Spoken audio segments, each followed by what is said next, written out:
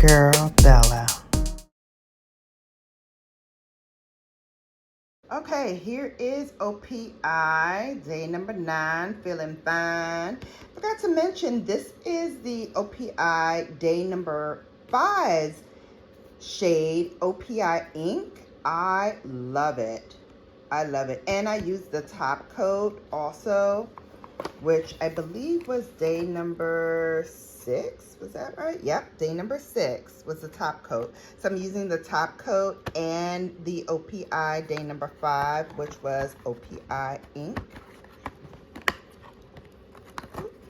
There it is. OPI ink is the name of it. But we are on day number 9. So let's see what's behind door number 9. This with one hand is so challenging. Oh, okay. That looks nice. It's called Don't Bossa Nova Me Around. Don't Bossa Nova Me Around. I like it. I love these like creamy, kind of neutral shades. Nobody does it like OPI. And also, like, these inky shades, too, are really good from them.